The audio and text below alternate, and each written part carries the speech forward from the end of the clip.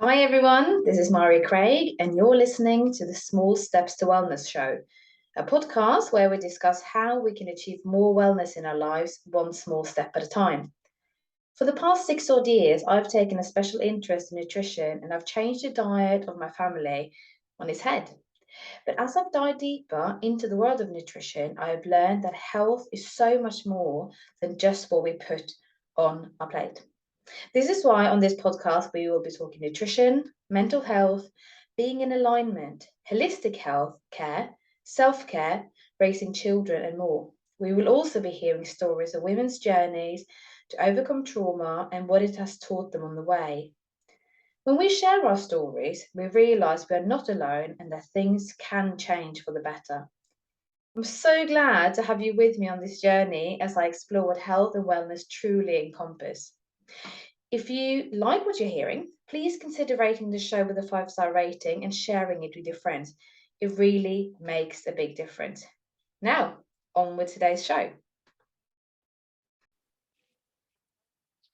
Hi everyone, and welcome to the Small Steps to Wellness show with me, your host, Mari Craig, where we are discussing how we can achieve wellness in our lives one small step at a time. Today, I am joined by Adele Wimsett, and we are going to have a conversation about our cycle. But first, a few words about Adele. She is a women's health practitioner and cyclical living guide. Adele's background is that she specialized in working with young females in the youth justice system for 20 years, and she trained in the healing arts outside of this career. Then following her journey to motherhood, she set up her own practice called Harmonise You to support women to be seen, heard and held, taking them from striving to thriving. Adele family believes that the key to women feeling good is found in understanding the innate cyclical power of our menstrual cycle, balancing hormones through lifestyle protocols, and she has recently published a book to support women to do this. Welcome, Adele. Thank you for having me. I love seeing your Zoom name, Adele Period Queen. I love that. It's so spot on, isn't it? Tell me about this book. What's going on? Where can I find it? So this Essential Feminine Wisdom, it was actually a book that was a positive that came out of lockdown because I trained to be a moon mother several years ago, which is what actually began me on this journey of deep diving into women's menstrual health. And I'm an essential oil addict as well. And I just wanted to combine the two. So I co-authored it with a friend. And yeah, it kind of was created during lockdown. So it was a positive for us to come out. Oh, fantastic. I'll add in the show notes where people can get hold of that book, because I think that could be really, really interesting. So this is random. I know you from having bumped into you when you sat with one of my friends in a cafe, like Yes. 5 years ago, 4 years ago, really random. And I started following you on Instagram and I thought, oh, she's got so much knowledge, so much. I love just how you share knowledge that I had, well, still probably have very little information about. So that's why I wanted to have you on to talk about our menstrual cycle, because I don't know about you, but I certainly didn't grow up knowing anything about it. And I think it's still not something we're taught. And as mums of girls, both of us, surely we need to be, and anyone else who's got a girl, and actually even mums of boys, we need to educate ourselves, and so we can educate our children, don't we? So tell me about, like, what got you into really focusing on this? So I was brought up by a witchy mama. So I was very aware of the cycles of the moon and the cycles of the seasons, and was very outdoors and understood the herbs and the plants. So I'd always been interested in natural ways to stay well. And I'd always been a bit of a health nerd. So I would describe myself as someone who bridges the science and the woo-woo. Okay. So because that's my personality. I love the data, I love the research, I love the science, but I'm also work a lot with energy and the more woo-woo side of it, and bring that together to give women a truly healing experience and holistic experience. And so I'd always, I've been into all the health and that, but I was working in a really senior role. It was very pressurized, and actually I had something called hypothalamic amenorrhea, which meant my period vanished due to stress. But at the time, I was like, well, that's one less problem to worry about. You know, I was like, didn't even take a lot of notice of it, really. Hadn't realised it'd gone, didn't even go to the doctors about it. I was just like, you know, so like 100 miles an hour, everything had to be done, the relentless white noise of our to-do list, became a mum to 2 little girls. And I was like, I've got this. And then I was on the edge of burnout. But I was completely desensitized to my stress, which I think so many of us in the West, and particularly women, are. We normalize, and actually medicine normalizes a lot of stress symptoms, in that it's just part of modern living. And I really challenge that, and I believe that we can undo it. And the way that I was exploring and saying something isn't feeling right, I'm doing all the things and I still don't feel good, I've still got the sleep, I've still got this sort of bit of IBS, still feel quite stressed and anxious, you know, all these little things that start to show up. Well, they're not little, they feel really big at the time. Well, they add up, don't they? They really can add up. And stress is like the precursor. Yeah, exactly. Yeah, and I was speaking to my doctor and said, I'm so healthy, look at what I do, you know. And he's like, well, just some people get, you know, I just didn't get the answers. And I was like, there's this missing piece of the puzzle. At which point, you know, as these things invariably do, this training by a woman called Miranda Gray called Moon Mother, which again sounds very woo-woo, training how to work with the phases of the woman. And I was like, I have to be on that course. I knew I had to be there. And suddenly that's where everything made sense. I learned, even though I'd grown up understanding the cyclical nature of the earth and, you know, the moon, I'd never applied that to my own cyclical nature. And suddenly it was like, yes, this is why I don't feel good. I'm living like a man. I'm living, you know, I'm not honouring this ebb and flow of my hormones, which affect everything throughout the month, and trying to be the same thing every single day. It's turning up to do the same kind of exercise each week, eating the same kind of diet each week, applying the same kind of socialization, how I work, everything. Doing the same thing every day approach works really well for men, doesn't work for women. And so much medical research is based on what works for men's physiology, because women are too complex to research because of our cyclical nature. So we often get left out. And if we get included, they either shut our hormone system down with the pill, or they'll only study us in certain phases of our cycle. So we have 4 distinct phases of our menstrual cycle. And when we learn how to harness the power of that and apply it to our lives, then we learn to feel good. Yeah. Oh, does that make sense? Yes, it makes sense. And I know very little about this, but I know several people who kind of schedule their lives a little bit, which is easier to do when you're self-employed, I have to add. They kind of schedule their lives a little bit around their cycle. I was listening to a while ago now a podcast in Norwegian, unfortunately, where a biathlon a woman, so the women who do cross-country skiing and shooting, which sounds like an insane combination, but she said she trains according to her cycle. So sometimes in the month she says I can lift heavier, I can do more things, and other times I can I do other things. And then obviously on competition day it is what it is, because but she said, but then at least all the way throughout the month I've sort of worked my strength at that time of my cycle. I find it utterly fascinating. All I know is that sometimes when I do weightlifting, gosh, it sounds like I'm just this huge woman lifting really heavy stuff, which I don't, but sometimes I feel like actually that was all right, I feel quite strong, and other times I think, goodness me, I cannot do anything.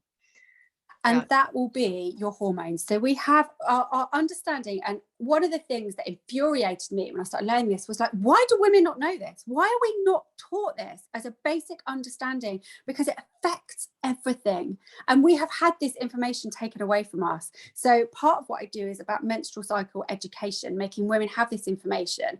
And so consistently women say, why did I not know this? And it's simple.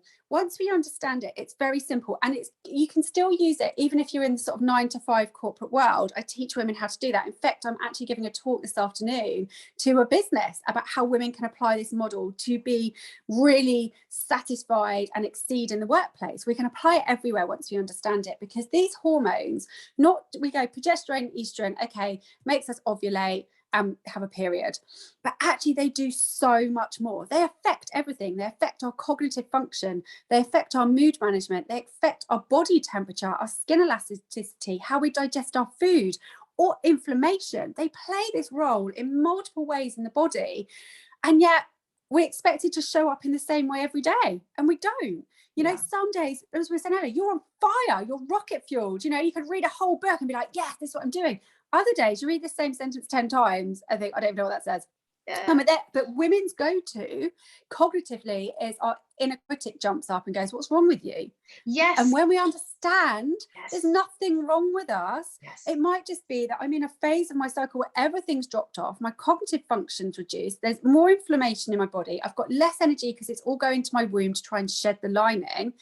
Actually, I need to slow down, but we don't honour the slow. This culturally, is really important. We're expected to keep going. Because what happens, I think, is that this inner critic then looks at our partner or our male partner or our male colleagues or whatever and go, but they can do it, why can't I? And then it comes back to this whole women in the workplace and all the rest of it, and you can't have it all and blah, all of those things. And I think we need, as soon as we learn about this, surely it enables us to have a bit more self-compassion. And absolutely. And actually, what I say to women is we need to slow down to speed up, which sounds counterintuitive. But actually, when we're in particular phases, so our luteal, which is our premenstrual phase, and our bleed, we need to slow down. We need to protect non-negotiable time to rest. And I know most women will go, that would be lucky. When I say that, 5 minutes drinking a cup of tea out in the garden, just breathing for 5 minutes. Everyone can find 5 minutes. I know it doesn't feel like we can, but we can. And starting to incorporate these little things fills our energy cup up so that we're rocket fueled in the other parts of the month. But what we've done is we've been conditioned to keep going and keep going and keep going, which is fine in our 20s. Our hormones can usually manage that. And then maybe we have babies, or even if we don't, we come into our 30s and things start to feel a bit out of balance. And then if we don't address it, we crash land into perimenopause and all these symptoms show up, and it's like, whoa, because the hormones have had enough by then of keeping us going, because we are meant, unlike men who from puberty to death pretty much do the same 24-hour cycle of hormones. Women do not. Every single day in our bodies, it's changing. Our biochemical makeup is changing. And therefore, what we need to do in our day needs to change. So when we understand these cycles, the first step I always say to women is track your cycle, and not just knowing which day you're on. You can go onto my website, harmoniseyou.co.uk, and download a free tracker. Have it by the side of your bed. It will take 1 minute to complete, and it will look at what clothes do you want to wear today? What's your mood? And obviously there's going to be other factors in life that influence it, but you can start to gather this essential data on your unique rhythms. And once you understand that actually those 3 days each month, I don't want to see anybody, blank them out in your diary. Because how often do you look in your diary and go, oh, why did I put that in? Why have I planned to do that? And we push through it because we don't want to let anyone down. We push through it because it's, but we're not really there. We're resenting being there. It feels like a chore. There's no joy in it, and it's depleting us. Whereas actually, if we put it in a phase in our cycle where we're energized and we've got clarity and we're sociable and we're outward around our ovulation, for example, then that is such a more joyful experience.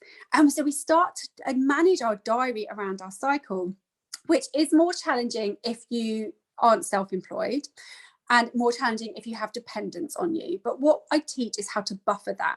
So just say you're in a particular phase of your cycle, premenstrual, where, running a team training, for example, is going to feel really tough. It's going to be taking a lot from you.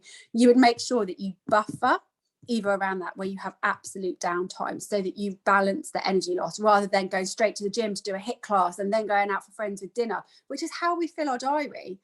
And it's exhausting us. It's creating these imbalances in the woman's body. And the only answer that mainstream medicine really has for it is either psychiatric medication like anti-anxiety, antidepressants, or synthetic hormones. Which, I'm not anti-synthetic hormones, but there's a lot I believe we can do when we understand to take empowered steps around our health to feel really good. And they're simple. None of this is earth-breaking. It's simple stuff. We've just never been taught. Yes, this is it. And that's why it's so important. But can you take us through then the cycle? You said four stages. So where do we start sort of counting? So day 1 day one is the first day of your bleed. So not spotting, it's the first full day of your bleed. And this is the day when I first start working with women, particularly if you're extremely fatigued and exhausted, I encourage something called the big bleed, which is where you have an unapologetic day to just be. Okay, and this fills our cup up. So that's day one, and this is the menstrual phase, which I like to refer these either to the seasons of the earth, so that you understand that, help to understand the energy, or the phases of being a woman, so maiden, mother, enchantress, or crone, or wise woman. People prefer wise woman. So in our day one is actually our inner winter. It's our wise woman phase. And when you think about what nature does in this phase, the trees are bare, it's still, the animals retreat, they hibernate, it's slowing down and resting so that we can store. But whilst a tree looks like it's sort of dead on the outside, inside there's loads going on still. And that's actually our time to reflect. So if you're looking at your work or your business, for example, you might want to find this time to be still and say, what's working for me? What isn't working? Reflect on the previous year, just sitting and being still. It's not a time to be external. So that's called our menstruation. And then the first day that we stop bleeding, and during that phase, our hormones have been really low, and then they start to rise. So estrogen starts to slowly rise, usually around day 3. And we start to feel a bit more energy coming back, a bit more clarity, but we should emerge slowly. We shouldn't just be like, I'm back in the room, let's go and do the body camp or something, boot camp. Actually we come out gently, and as if like the bear coming out of the cave of hibernation. And then we go into what is called our follicular phase, so our pre-ovulation. So this starts the day you stop bleeding, and our estrogen is starting to rise, and then in the later stages our luteal hormone and our follicular stimulating hormone, which releases an egg.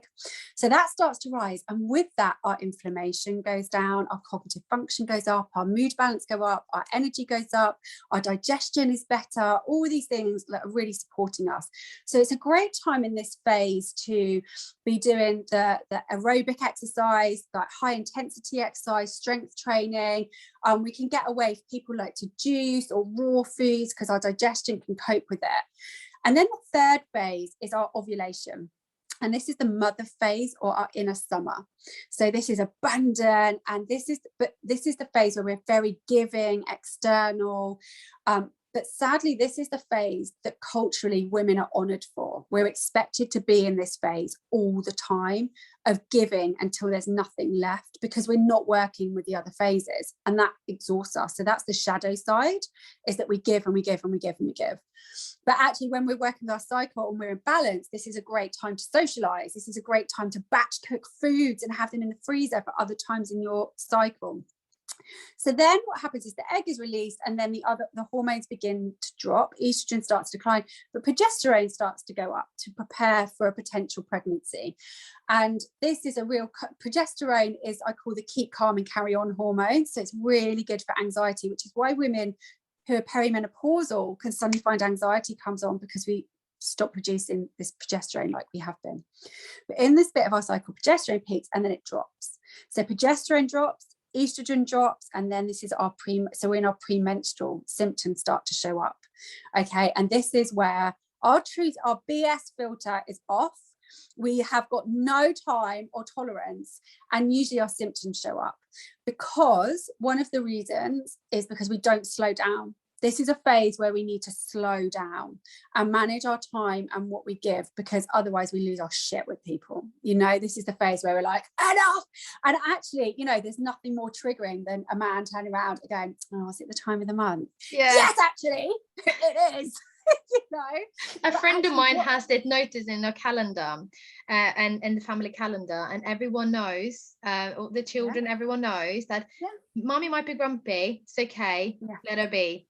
Yeah, exactly. And this is what we need to move towards. Why is it still taboo to talk about our periods? In my house, my kids are like, oh, mommy's talking about vaginas again. We need to start having these conversations and normalizing it, because if men had periods, this topic would be on the table quite openly. And actually being able to speak to our partners, if you're in a heterosexual relationship, or even if you're in a same-sex relationship, so you understand each other's cycles. And my husband doesn't want the detail around what's happening in my body. He just wants to know, when am I going to feel really sexy, and when to talk to me about stuff and when not to, and what does he need to do? Because when I'm on my bleed, he's going to walk through the door, I'm checked out, I'm under a blanket eating raw chocolate, watching what I want to watch on the sofa. That's it. Mummy's off duty. And my little girls are watching that and seeing how important it is to honour their own still and honour their own rest, so that their partner does as well.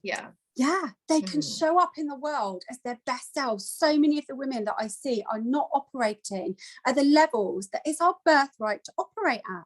We deserve to feel energized, to have our mood balanced, to sleep well, to digest our food. We deserve that. And this is how I believe we do it. So looking at the foods and types of food to eat at each cycle, the way to move our body. Don't go to the gym when you're bleeding. Stop. Because actually you're just depleting yourself for that month ahead. And when we do that month after month and year after year and decade after decade, is it any wonder we feel so awful in perimenopause? It's not. But we have to start to understand this. You know, putting it in our calendars, having these conversations, asking your girlfriends, you know, when you start to open these conversations up, you give other women permission to do the same. And that's an incredible gift to give another woman. And to say, you know, if your friends are all on the group chat and they're organising a night out and you're like, oh, that's not gonna, you know, that's not a good time for me. Say that, just say, pencil me in and I would love to come. And if I can protect time to rest around it, I'll be there. But actually, if I come on my bleed that day or something's happening, then I probably won't. And that's so freeing and liberating. But I'll arrange something else to do with you, or, you know. But that is so true. Yeah, because we are respecting each other, we are respecting ourselves, I completely agree. Like, if we're sharing with other people, they'll feel more open about sharing with us, and we're normalizing things. I mean, my girls as well, there's nothing that's hidden in this house. So they know what's what, they know what things are called, they know. And this is another thing actually, which is not part of this podcast really, but also as women, and especially also as mums, I think, as parents, teaching our children about our bodies and what everything is called and how everything functions, and that's normal. That's another. The more we can talk about it, the better. When we don't talk about it, it implies shame.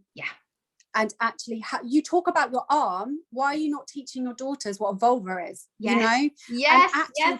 And this is really important about for women's health, is that women don't go to healthcare providers because they feel shame about talking about their body.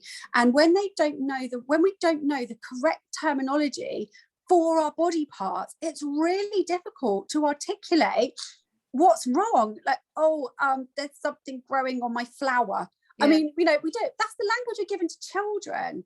I have to share this with you though. My child was 5, and my friend was telling me this. She went to my friend and told her that her son, who's her best friend, had kicked her in the vulva, and my friend was, I kid you not, pissing herself with laughter on the inside. Amazing. Because she thought, that child, well done. And she uses the word partially also because she thinks it sounds funny, because she's like, it's a funny word, because it is. I also think it's a bit of a funny word, but I wonder if that also comes from years of conditioning, right? But I was equal amounts, you know, in hysterics, and equal amounts just like, well done you for using the correct terminology. I mean, one of the things that I do is I run mother-daughter period circles. Okay, I don't call them period circles, but that's effectively what we're doing, where I teach 9 to 12-year-olds the names of their body parts and what they do, and they're fun. It's a fun way, you know, it's not the awkward lesson at school that everyone's cringing and hiding in a corner. They're beautiful connected spaces, because I have this vision of a world where women feel good, where they feel empowered around their body, they understand what their body's doing, and therefore can make really good decisions about their well-being. You know, just because some guru has said that fasting is the best thing to do, that might not be the best thing to do for a woman's body. You know, a lot of the research is based on men. Same with keto diets. You know, yes, there's a place for them, but understand how it applies to your body as a woman. And sometimes it's okay, sometimes it doesn't feel okay. And you know what you're saying about that? This is really interesting, I think, is that you're teaching girls how to honor their bodies. And also, I think, you're teaching them that at certain times in the month I might feel a bit sad, or I might feel a bit grumpy, and that's okay. I think that's a biggie. It's okay to feel like that. You don't have to be on top form all the time. You don't have to be, you know, all, you know, shimmer and shines and sparkles and all the rest of it. Sometimes it's good to feel a bit shit. It is, and that's such an important point, because how many of us are taught to be the good girl, yes, whether subliminally or not, where we have to put the smile on, say, yeah, I'm fine. No, you're not. You know, how many times do you walk to see girlfriends, or you're in the playground? Yeah, I'm fine. And inside you're dying, you know, inside you're sobbing, inside you feel so stressed out and alone, because we're scared to say, I'm not coping, or I'm not, you know, I'm having a big feeling. Women are taught that it's not okay to be pissed off, or, you know, shout, or any of these things. And actually it is. It's totally healthy and normal to be like that. And when we do it, and like you say, explain it as parents, we give them permission to. Yes. And I think that's the thing, that's so spot on. We are allowed to have these feelings, but then as soon as you learn how your body functions, you then have the tools to then go, okay, I felt sad now, or I felt angry, I felt whatever it is. Now, what can I do about it? You know, what tools can I use? What do I need now that's going to make me feel better about myself, be a more pleasant person to be around? Because at the end of the day, we live in community, right? Yeah. So should do. Yes, we should do. This is another thing I was going to ask you about the last couple of years, because that's been an interesting time for women's period, where we've been, you know, we haven't seen anyone, we haven't been around other people. I've certainly noticed a change in my period, and that has been completely all over the place. This is another way that we are supposed to function, isn't it? We live in community with each other, and we kind of adjust and synchronize. So one of the things within that is that women have become more aware of their period, because we've been in and not external and out and rushing around like we were. So people are suddenly going, oh, I'm noticing this, I'm noticing that, which is a great thing.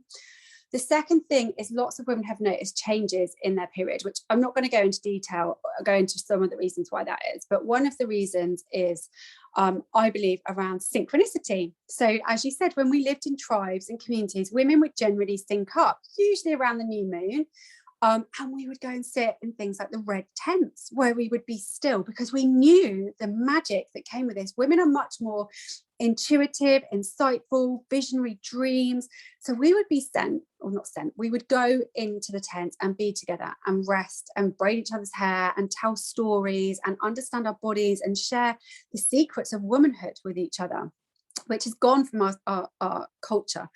But we would sync up. And of course, what has happened is lots of women have found their cycles have changed. And as I said, one of the things for that is something potentially called resonance theory, which is where we all have this energetic rhythm where we sync up around other women in these cycles. And this is, you know, science can't really explain it, which I love. I love that women can do this thing that science just hasn't got the answer for. Yeah, and no, I've had this with women I've lived with as a student. Yeah. We've both been really grumpy, and it's like, oh, hang on, which day are you on? It's like, oh my God, me too, you know. Yeah. And that's so powerful. And actually, when you're working with women and your periods aren't in alignment, draw on each other's strengths of that phase, you know, sitting and saying, actually, where are you in that phase? Okay, well, you might be better off doing the critique of this report, whilst I'm better delivering it and communicating it and saying out, you know, drawing. When we can start to say, right, where are you in your cycle? And what I just want to bring in here as well that's important is, because so many women use hormones and they absolutely have their place around women's empowerment, and I totally see their value of them, but it means that you're not having a proper menstrual cycle. Okay, shut down your hormone system. I'd love to see it if they tried to shut down men's hormone system, what the response would be. But that's a whole other podcast. And what happens in that is women will sometimes say to me, when they come off of it, they'll say, oh, but my periods weren't like this when I was taking the pill. So it's not a period, it's a withdrawal bleed. Okay, so it's not a natural period. So don't think that that's your period. What you would do is sync up with the moon phases. So if you're pregnant and not bleeding, if you're menopausal, if you've had a hysterectomy, if you are somebody who identifies as a woman, so anyway, if someone's not physically bleeding, you go with the moon phases. So the day one I said was your bleed would be the new moon, the dark moon, the new moon, and the ovulation would be day 14 with a full moon. Okay, so around that time. So that's how you would sync, and you can still track your fluctuations. And this is such a beautiful thing to do, particularly for women who are going through perimenopause and are menopausal, who for some of them feel like they've lost that touch with their femininity, because they, you know, we honor so much. Women are either young and beautiful, able to procreate, and then kind of surplus, you know, we're not needed in society anymore because we've like don't fulfill those roles. Done our jobs, yeah. But ebbing and flowing with the moon is a really beautiful way to stay grounded during what can be quite a fluctuating, challenging phase for some women. And connecting up and managing your self-care and health around the moon fluctuations can be a really beautiful process. That's really useful to know, because so many women are on whatever contraceptives, you know, they might be on, or perimenopausal as it were, and that's it's really important to know. I mean, I've noticed a change since not being on any hormonal contraceptions, that I feel different, and I didn't even think I reacted to them, and once I came off, I realized I was a whole different person, and it's utterly fascinating. I think for me, the part of it that I have a massive issue with is that women are not given the information to make a truly informed decision. It's written out, like it's handed out like Smarties. There you go, off you go. And we put so much faith and trust in our healthcare providers that we don't challenge it. And one thing I try and do with women is encourage them to have empowered conversations around these medications. For example, with the pill, how many women have been given that and at the time told, but there's a high chance it could affect your libido for the rest of your life and it will be irreversible.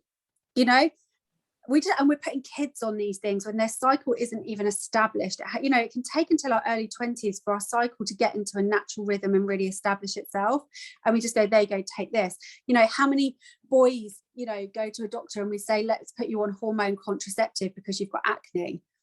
You know, these things are doing massive things to women's body and potentially long-term damage. And I'm not saying we shouldn't be using them. I'm saying let women make truly informed decisions, give them all of the information so they can say, actually, is this what I want? Yes, exactly. And then if that's what you want, then you have all the information. I think that's really, really important. I'm not sure we'll have time to go into all the different things you can do in all the different phases of your menstrual cycle, but I'm assuming you've got courses going, or you've got information on your website and everything. So, but could you give us maybe like you said something about the different phases require different things. So are there any times where like you need more sleep, less sleep, different types of foods? Just absolutely. So most women will find in their premenstrual phase that their sleep is disrupted, and that's because of the hormones that we were speaking about. So honouring your sleep and sleep hygiene and sleep routine during that phase is really good. You know, essential oils like vetiver and lavender are incredible to support with this. So really resting, sleeping during those phases, your premenstrual and your bleed, and then you can, you know, you can burn the candle at both ends. If you're properly resting in that phase, you're going to have so much energy in your pre-ovulation and ovulation phases. In terms of food, I'm a massive fan of intuitive eating. You know, every plan that exists is probably great for some people, but it's not necessarily right for you. But just using food, you know, like I say, in pre-ovulation, ovulation, you can get away with eating things that, you know, your digestion is strong. So going out for lovely meals, eating the raw foods if that's what you want. But actually, as that's declining, your tummy finds it harder to as you go into premenstrual and bleed, your tummy finds it harder to digest food. So soups and stews and foods that are cooked and easier to digest. But we don't feel like cooking. So batch cook it when you've got the energy, and then you just pull it out the freezer so you don't like jump on for the cheese pizza and, you know, packet crisp. Not there's anything wrong with that if it's done in moderation, but you don't want to be surviving on it, because it's just going to mess up your blood sugars and make you feel even worse during that phase than you do. And movement, you know, exercise, do the high intensity stuff in the earlier phases, so your pre-ovulation and your ovulation and the first start part of your luteal phase if you feel up to it. But when your body is saying, I'm tired, I don't want to do this, don't do it. You know, that is your body giving you a signal, because from an evolutionary perspective, our only purpose here is to procreate. So all the energy is going to our womb to shed it to rebuild it within a few days. That's like a big ask. That takes a lot of energy, and it does that every month. And when we're going, no, I'm going to go and do the weights and I'm going to do you're like depleting yourself. Your body's like, oh my gosh, please just let me rest. And when we do, you can hit the gym harder. You can go for more personal best. You can push yourself further because you filled that cup. Yeah, I certainly noticed that. There are some days where I've got nothing to give. And then a couple of days later, I'm like, oh my gosh, I'm so strong. Yes. And that will be your hormones. Yeah. You know, we're super strong when we're ovulating. Yeah. Yeah, because you know, we really build that muscle. And it makes sense then with the digestion that you said that the hormones drop and so your digestion slows down. Was that what you were saying?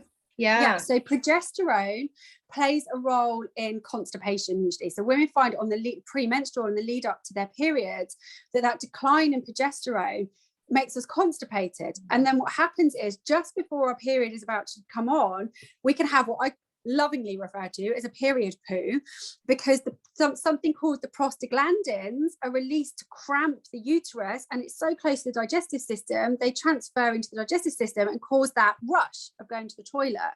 So it plays a huge role on our digestion.